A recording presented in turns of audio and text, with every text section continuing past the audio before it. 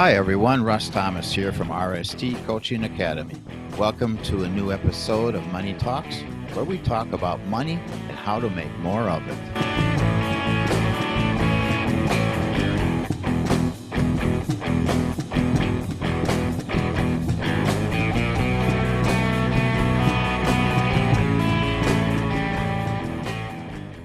Good morning, everybody out there in internet land, people watching and listening to another episode of Money Talks, where we talk about money and how to make more of it. I'm Russ, the host of this program from RST Coaching Academy, brought to you here in Daytona Beach. And today I'm going to talk to a new friend of mine from Denver, Colorado. He's almost on the other side of the world from us. You know, we're in the heat belt and he's kind of in the snow belt. Personally, I'd rather be out there where the snow flies and we get to ski, but I am where I am. So that's where we're blooming. So we're here today interviewing Zack Lemaster from Denver, Colorado. This fellow is a real estate investor tycoon, and he's going to teach you or talk to you about where he came from, how he got into this game, how it's worked for him, maybe some of the pitfalls that he's come up against and hurdles that he has gotten over, and maybe offer you some advice as to how you can do kind of some of the things that he's doing too. So anyway, take it away, Zack. Welcome aboard. And tell us your story. Tell us all about you. Yeah, thanks, Russ. Appreciate you having me on. And I'm a fan of Florida as well. You know, we often make it down to the nice, humid, warm weather when we need an escape from the snow. In fact, actually, with our investing, with our business, the majority of what we do is in Florida.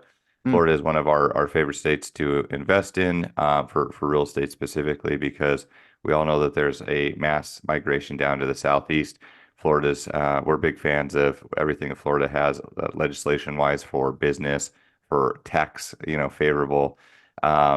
tax favorable structures as well as home prices and growth. So we can talk specifically more about that. We do a lot of new construction for ourselves and our investors in Florida, where people are achieving high double-digit returns. But anyways, a little bit background about myself. So I started in this industry. I came into real estate with a background of nothing to do with real estate or business, as many people often do. My wife and I are both doctors. We're optometrists by education. I was on an Air Force scholarship, and so I was in the Air Force practicing optometry as a young captain for about 6.5, 7 years, and then I exited the Air Force, moved to Colorado. We opened up private practice and worked in private practice for many years, and ultimately ended up selling those practices and being full-time real estate investors, replacing our income, both as doctors in our mid-30s. And we were able to do that specifically through real estate investing intentionally, investing in markets, not just focusing on our own backyard, even though that's where we started. But the big pivotal moment for us, Russ, that really changed the trajectory of our lives and our business career path is learning how to invest out of state. Because we found out early on that we were investing locally first. The first house I bought was a duplex. Used a VA loan because I was an Air Force member, and so I was able to put no money down on a duplex, lived in house, rented out the other half. Was like, oh, this real estate thing's pretty cool. I get to borrow the bank's money at 100% and live for free, right? Buy an asset that's appreciating over time, that the tenant is paying the loan off for me and covering my mortgage. Wow, this is a great concept. Why don't we replicate this? But really, the pivotal moment was when we decided to invest in other locations around the U.S., because we quickly learned that, hey, the U.S. is a diverse landscape, and there's likely better opportunities out there where I can achieve better returns on my investment, where I can achieve, a portfolio that's more congruent with my investing goals. Now, it wasn't all easy. We had a lot of bumps and bruises. We had to figure out how to build teams and systems, and that took many years. But that ultimately, diversifying our portfolio ultimately allowed us to retire from our career paths early on in life and be full-time real estate investors and achieve a lifestyle that we wouldn't have otherwise. Now we had a lot of people, friends and family and colleagues, that were like, hey, we see what you're doing in rental real estate. We want to do the same. We want to do the same thing, right? How do we learn how to do the same thing? How do we learn how to invest? We don't necessarily have all the time and energy and money to do the exact same thing you did. Can we just join you? Can you just teach us what to do? And so that's what's founded our company, Rent to Retirement, which is the nation's leading turnkey investment property, where essentially we identify the best locations across the US and offer turnkey investments to our investors where we handle everything for you, but you have the access to own properties and buy properties in some of these best markets. So last year, fast forward to where we're at today, did over 1,000 properties across 12 different markets and have a very large growing community of successful investors. So I know it's long-winded, Russ, but that's my story. That's cool. That's really cool. That's a great story. So up until you hung out your shingle for rent to retirement, you were using your own money, your own wherewithal, equity from your current own properties to reinvest in new, and then come along, people says, well, could we do what you're doing? Can we work with you? Up until that time, it was all your money. Not necessarily. I mean, Okay. well, the majority of it was the bank's money, but as far Yeah, as right. Okay. down But your payments, your credit. yeah, certainly. I mean, we had good credit, right? And so, I mean, it's if you're using leverage, I mean, leverage is a extremely powerful tool if Mhm. used appropriately. I mean, and I'm sure you talk about this all the time. Using leverage is really how you build substantial wealth, whether it's real estate or anything else. It's leveraging other people's money. But everyone runs out of down payments at some point in time, even if you have perfect credit, right? So that first duplex, I was fortunate with a VA loan to use no money down. But yeah, we saved up our cash flow from our rental properties. We used that to reinvest. We built equity in houses. I mean, I've been investing professionally for 15 years, right? This didn't happen overnight. Uh-huh. And at this point, we have a large 8-figure portfolio that cash flows annually net over 7 figures annually, right? We earn over $1 million in income, passive income net after all expenses and debt service, but that's taken a long time to get there. And it is possible for every single person to do that, but you need to be constantly leveraging other people. You need to learn how to scale a business in especially through real estate. So yeah, early on we used our own money for down payments and things like that, but also we found like, hey, we run out of money at some point.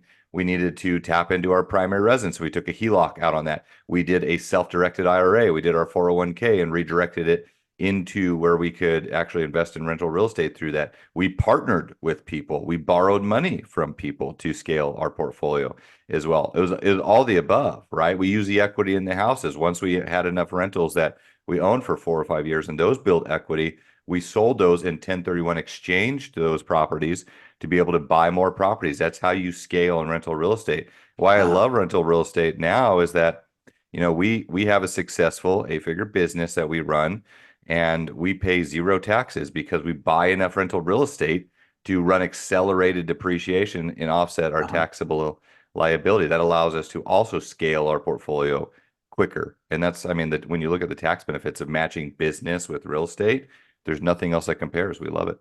Yeah, that's really cool. Cool way to go. Um, to to earn a full-time income, you've got to get into it on a big scale, correct? I mean, if a person says, well, I want to do this, h- any idea, rule of thumb, what kind of money they would have to not put in, but how much property worth value would they typically own? Is there any rule of thumb to that answer? Well, everyone's in a different position, right? And the beautiful thing about real estate is there's a lot of different ways you can participate in rental real estate.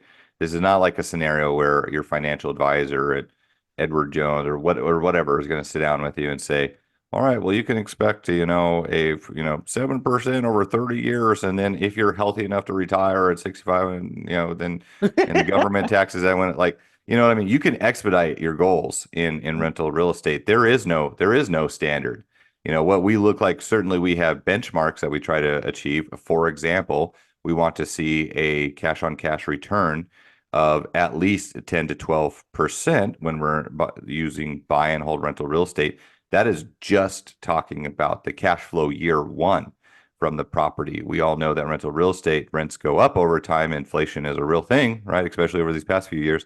So rents go up year after year, and that will increase that number. But really, how you build wealth in real estate is through all the other ways, right? We call real estate the ideal investment because that's an acronym for all the ways you build wealth. I is for income. That's obviously the cash flow.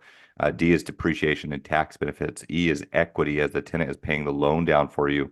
A is appreciation. All real estate goes up in value over Hmm. time, and L is using leverage, and that's really what allows you to scale. So when you combine all those things, if you actually know how to run the numbers and calculate those, you should be in, high double digits, sometimes triple digit return on investment when you're looking at all of those things and you truly know how to calculate true ROI from rental real estate. But, and we've had some properties, not all properties make money. We've had some properties that have lost money, right? Ah, And like I said, I've been investing for a long time, but truth be told, right?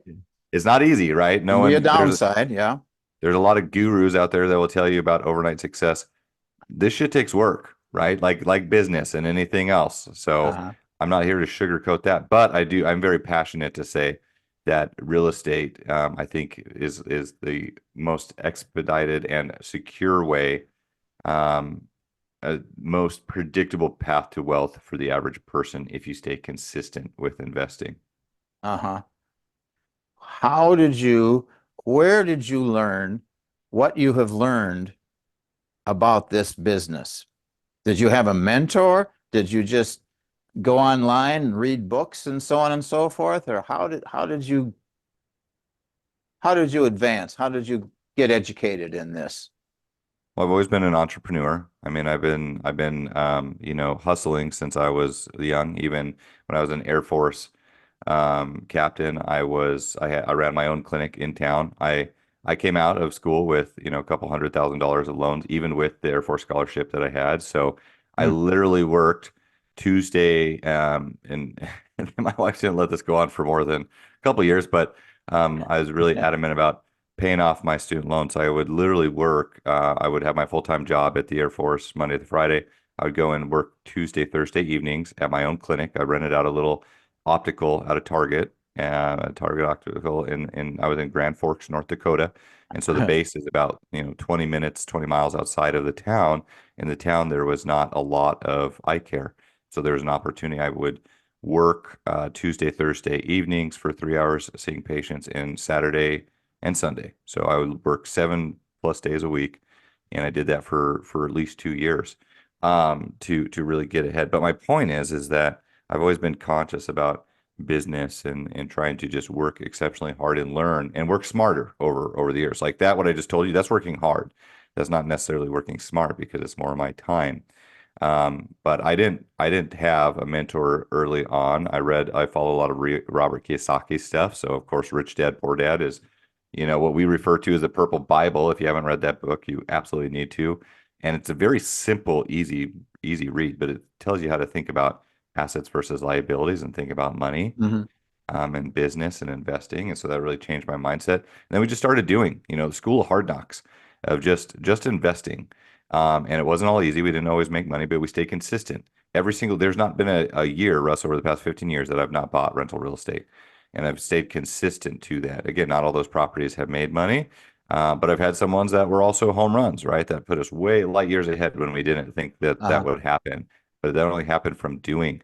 And that's part of the reason of building our business is because, hey, we could have expedited our success if we had someone or a community of people that were telling us, about the pitfalls to avoid and giving us some tools and some recommendations, even just little nuggets of advice here and there. And I think you could probably speak to this on the coaching side, but like, man, a lot of people think about coaching as like, oh, tell me everything to do. You got to show me and hold my hand and tell me exactly what to do.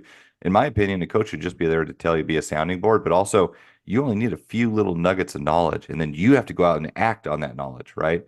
Hmm. Otherwise, a coach is not going to do the work for you, and a lot of Right. people mistake that. But anyways, that's why we build our community to help people follow the same pathway we did in a shorter period of time and achieve success quicker. Wow. And as you were going along on your own, and then people came along and said, "Hey, can we work with you?" And then that opened up a whole new vista for you, I suppose, because didn't it make more money available for you to invest on your behalf and on their behalf? Yeah, of course. I mean, success attracts money, right? So Uh-huh. if you are, and this is really important, I think this will resonate with your community, but if you're someone that is out there and you're starting a business, you're starting to invest in real estate, do not get the scarcity mindset or the imposter syndrome. You need to be out there and you need to be walking the walk and talking the talk and telling people about what you're doing and telling them about the successes and maybe even telling them about some of the failures, but also how you overcame those failures. Because Hmm. I was always passionate about real estate and talking about what we were doing Yeah. and telling other people. And the like money and investors, they found me. They came to me because they saw my passion and success even early on. But to your point, yeah, I mean, obviously, once we had massive success where we were able to replace, dual six-figure incomes, people are like, "Oh, what you've been doing must finally be working," or whatever. Even the people that were naysayers early on, but that allowed them to, have some confidence to invest with us, and that allowed us to build this business naturally. So, but just to be clear, we don't raise money from people. We help people build their own portfolios. And I think that's really where you get ahead is physically owning rental real estate where you're 100% the owner. We're not raising a fund, we're not taking investments from Oh, people. We're helping you build your own personal portfolio, following the same system and processes that we have over many years, and tap into some of the best investment opportunities across the country where we will handle things like property management and helping you set up an LLC if you need that and all the ancillary things that come with running a business. But you're buying your own rental real estate portfolio with our guidance, where we're helping you achieve financial independence through owning your own portfolio. wow. I'm glad you said that. That really changes my understanding of what you are doing. And I thought you were taking investors and pooling their money with yours and then buying jointly, basically, under probably the guise or the name of your company, these properties, and then splitting the proceeds. But that's nowhere near what it is. I mean, we do have a select few investors where, Uh-huh. we participate with them. These are usually higher net worth individuals. But this is not a scenario where we're raising capital. And I mean, there's tens of thousands of people out there that, do syndications and, try to put together funds and things like that. But I've already built my own portfolio with my own money and other people's money early on. I see. So our goal is to help other people do the exact same thing because I truly feel like Russ, like if you build wealth the best when you are 100% the owner, right? We're not taking an equity share on the Mhm. properties. We're helping people build their own portfolios. So Right. you have 100% control of the asset and you're 100% the owner. And guess what? You get 100% of the tax benefits that I briefly touched on previously to Sure. really help you get ahead. That's really cool. And a lot of Person those are called, in Florida, Russ. huh? So a lot of those What? are in Florida. So, Yeah, man. we Yeah. may need to talk. Yeah. Well, you I'm sure have heard of Grant Cardone, and that's who I've got my coaching license with. His MO is the investor part, where people will invest in Cardone Capital, and then he will buy real estate. He's got a apartment complex here in Daytona Beach, for example, and around the country. So it's a whole different mode of operation. And I've wondered because I'll go to some of these meetings and it's like, well, what do you do? And maybe they're certified business coaches like me, but they're in the investment, the real estate investment world. And it's like, okay, so how do you do that? Well, how you're doing it is really cool and very different than what Grant's doing. And if I wanted my own deal, your way would definitely be the way to go. What is there kind of a rule of thumb that a person says, I want to get started in real estate. What should I do? What should I start with? Do you have maybe a dollar amount in mind that a person should at least be able to muster up to at least pick up their first property? Let's say they don't have the benefit of a GI Bill with a no money down loan. They got to do something. Um, does it make There's a sense? lot of My different question makes sense. Yeah, it does. I mean, there's a lot of different ways you can get started in rental real estate, and I think that's real estate is a beautiful thing because you can do that. For instance, I started in wholesaling where you're finding and evaluating deals and then turning those contracts over to rehabbers and buyers and making a split. You can, there's all sorts of education out there about flipping houses and creative finance where you can acquire properties with potentially no money down and things like that. But this is what I'll say to you, Russ. I think this is really important. There's a lot of different ways you can get started in rental real estate. All of them take some money, right?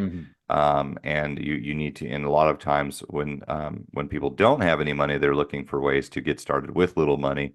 And if you hustle, you can, create a business in real estate in a lot of different ways. But no matter which path you start, you Uh-huh. ultimately need to learn how to be a successful buy and hold investor because that is the only way and the best way to build true wealth and financial independence is to hold assets long term.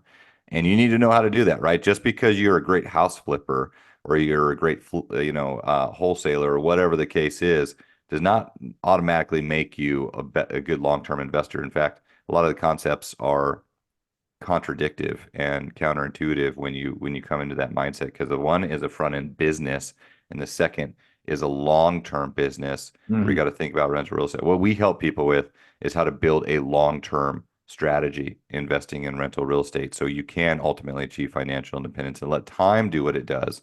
Uh-huh. Now, where your money comes from doesn't matter. Now, you can be a lot of our investors are high-paid professionals where they like rental real estate. They just want to diversify and scale and grow into have easy access to the best markets across the country where we're handling everything for them. But they are not necessarily, buying their own, flipping their own house. Like they're comfortable in their W-2, and that's completely fine, right? I mean, Uh-huh. or they're new investors. And so to answer your question and not be terribly long-winded, usually about $20,000 to $30,000 is a down payment requirement to buy your first rental property, at least at the price points and markets that we operate in. Uh-huh. And that is, I mean, we do have some creative finance options where you can put as little as 5% down on some investment properties. You still have to underwrite the deal appropriately to make sure it cash flows. You need to qualify for those loans as well. So you do have to have good credit and things like that to qualify. But Mhm. as a standard, I would say 20 to 30K. Got it.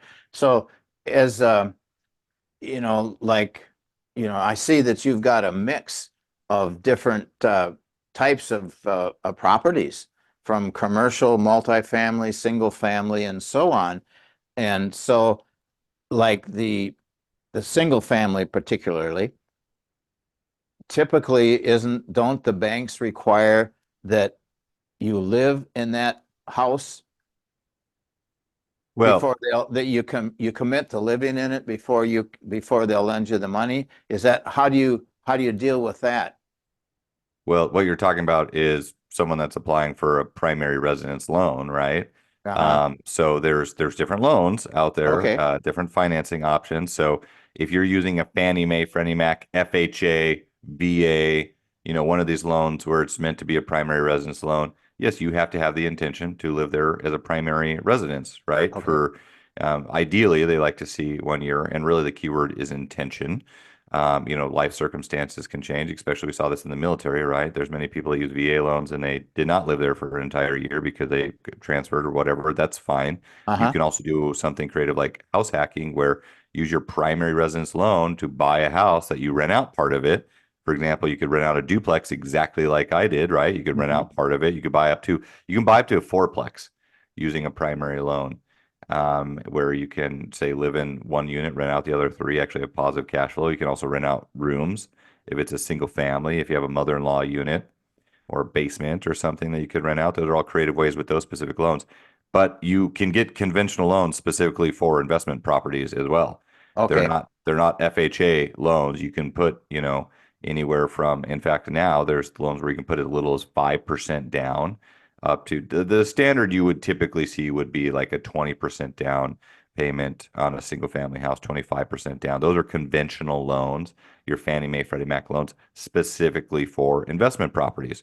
You can also do a second home loan where, maybe it's a vacation property in a nice part of Florida or somewhere else in the country or the Colorado mountains or wherever the heck you want to buy it, where you put 10% down and you short-term rent it out when you're not using it, like we do in Uh-huh. a lot of stuff. So there's a ton of different loan options out there. All right, great. And these would happen through a bank or for a lending company like what is it, Rocket Loans or whatever it's called, different companies that are Yeah, out there. please don't go to Rocket Mortgage because just because that's what the one everyone knows and they put they have a lot of marketing. They're a terrible lender and they charge you a significant amount. Um, Good but I mean, point. it's yeah, any lender you want to use. I mean, it's up to you on what financing to use. We Uh-huh. also have a large number of lender recommendations. We are happy to put you in touch with, of course, because we found some of the best lenders across the country and sometimes even pre-negotiated rates with them. But yeah, those are typical banks, right? Those are your conventional loans. You can have up to 10 conventional loans, your Fannie Mae, Freddie Mac loans under your name at any given point in time. You can also, I mean, once you max those out, which most investors do as you continue to grow, there's portfolio loans or DSCR loans, debt service coverage ratio loans, where banks, portfolio loans, commercial loans, where they're financing the property based on the property financials and not necessarily your personal financials, right? That's how I people see. grow and Uh-huh. scale as you become a more savvy investor. Wow, that's neat. Yeah, back to my comment about, single family, multifamily, commercial, new construction. Do you have a favorite? I would say there's different asset classes based on where you're at in your portfolio journey that I think are interesting. But regardless of where you ultimately want to be, I really like residential real estate because look, you're investing in a human necessity. People are always need a place to live. That's not going to change. And there's a lot of places where there is a housing crisis and a housing shortage Hmm. across the country. And those are areas where we want to be, right? Because you're going to have the best quality tenants. You're going to have Uh-huh. the highest demand for tenants and also the highest demand for resale as well. And so that's really important to look at the areas that you're focusing on and where you want to invest. We like residential real estate, single family and small multifamily, because that's if you're just getting started or you have under 10 or 20 doors, I think you need to build the majority of your portfolio in single family and small multifamily residential properties. They are the most predictable, recession-proof asset class that there is because again, you're investing in a human necessity. They have the best financing options. They appreciate the Uh-huh. best, and they're just very predictable ways. I invest in a lot of like commercial retail. We do short-term rentals. We have some industrial complexes, but those are more volatile, right? Those are areas Hmm. that are volatile. When you're in residential real estate, that's your bread and butter housing. That's an excellent, safe place to start. Yeah, I know down here there's a shortage. There's a shortage of properties for rent and a premium in prices to pay. Probably because of that very reason. Supply and Um, demand. That's it, yeah, right? People are indeed. moving to Florida. Florida had over a 2% population growth over last year. Uh-huh. That's more than any other state in the country. Actually, Florida beat out Texas for the first time in about a decade for Hmm. population growth. So, the population is moving there. It's obviously, Russ, you can attest to this. The climate is good. The tax structure is favorable. Uh-huh. And maybe let me touch on markets too. We like the Midwest. We like areas where you have affordable house price points, and those are bread and butter, solid cash flow areas. That's like areas like Ohio, outside of Cleveland, Kansas City, Missouri. Um, you also have Indiana and some areas that are just solid Midwestern markets that are very predictable and stable.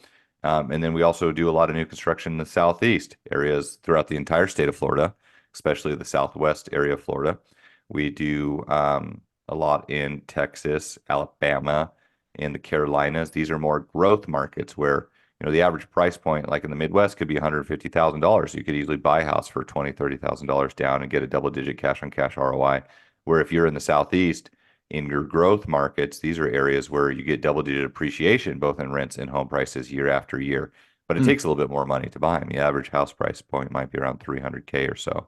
Uh-huh. Um, but we really like new construction in the Southeast.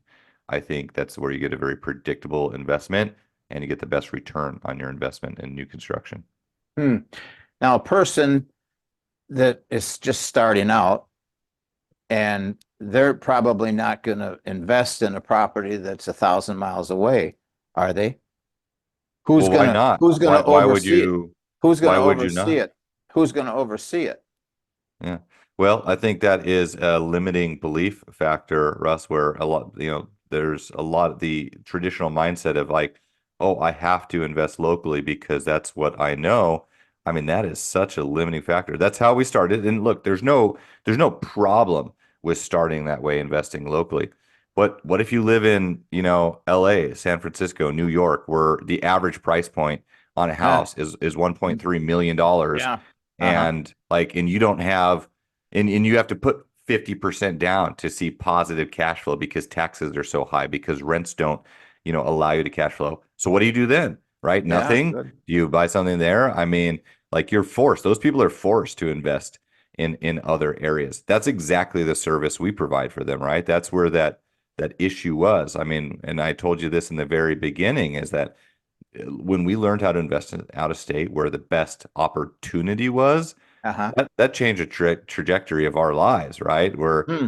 we did become multimillionaires in a short period of time because we were intentional on where we were investing. And no, it was not all easy, right? We had to work through finding the right property managers, the right contractors. Sometimes you got to go through 10 bad ones to find a good one. That's time Uh-huh. consuming and Yeah. costs money.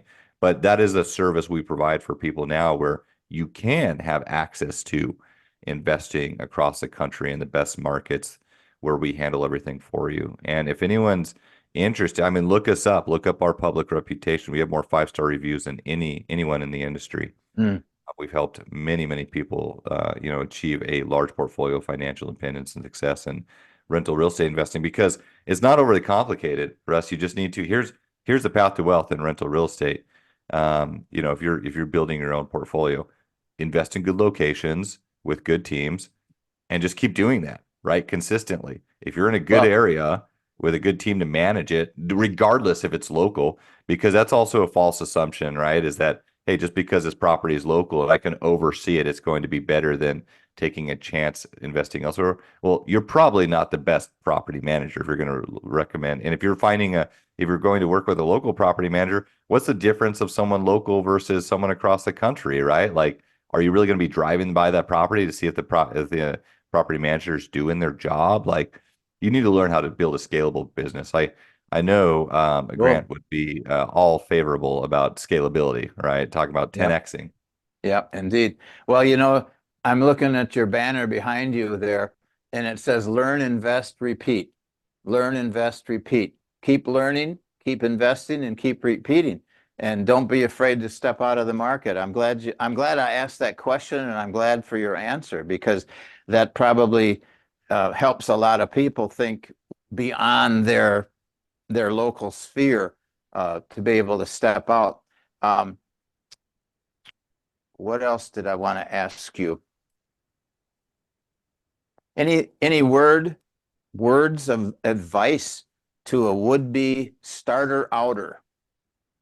How to Real, start, what to real do? estate, yeah. I mean, and I've been, this would be applicable with business or real estate. I personally feel like when you marry business with real estate, that's where people build tremendous wealth, especially because of tax favorable structures. I mean, look at anyone that's really wealthy. And we study millionaires. We study a lot of where people build their wealth, and the majority of people. It's interesting, Russ. We found that the people that are in the top 1%, that are considered multimillionaires and that would be considered wealthy, majority, which is the majority. There's more people that are above $1 million. Is becoming less and less common, or I mean, more and more common for people to be a millionaire, right? Like, if you owned Mhm. a house in a good area for 10 plus years, like, you likely have Yeah. potentially $1 million if you haven't been constantly refining and not like in reinvesting that money. Hmm. Um, but majority of people that are between 1 to 10 months, I think it's 1 to actually $13 million in net worth, they built their money and still consistently hold their money in real estate. Okay, so success leaves clues, and that's where the majority of people have their wealth, is in rental real estate. And then what we consider the ultra wealthy, which is real well, when you talk about the 0.01% and the ultra wealthy, it's usually about $30 million net worth and higher. Hmm. Those people own businesses and they still own rental real estate, but 25% or less, which would still be millions and millions of dollars in rental real estate. But Uh-huh. majority of their income and wealth was created through building a business. But usually they're combining the both, right? Like, the beautiful thing about rental real estate is the tax incentives you can achieve from your business income. But anyways, well, my advice to someone is that I always want to say this, there's always a reason not to get started, right? And if you're thinking about this like interest rates or war or politics or in an election year, right? Like there's always something. Look back at what happened with COVID, right? People were so fearful about what happened in COVID, and then we had some like the craziest appreciation we've ever experienced. And you're someone who like, hey, if you sat on the sidelines during that, you're really kicking yourself in the ass because Missed out. Yeah. yeah. So look, you got to learn, you just got to buckle down. Stop looking for the unicorn investment and just understand that like, this stuff takes time. Time is either your biggest asset and advocate, or it's your biggest adversary if you waste it. So quit wasting time, take action. Don't be afraid of losing money. Hire coaches, hire people to help you, and invest in yourself, right? Invest in yourself first, but that doesn't mean read 1,000 books and listen to 1,000 podcasts. That means choose something. It's more important that you choose than what you choose. When you get started, choose something, take action, figure it out, and just keep going. Consistency is the key to success in rental real estate or any business. So that's right. my piece of advice. That's just worth it all right there. Great advice. How can people get a hold of you? So visit our website if you're interested. That's renttoretirement.com, renttoretirement.com. We have a lot of information we put out about business and especially real estate, all things rental real estate, a lot of market analytics and key information on our YouTube channel. We have a robust podcast.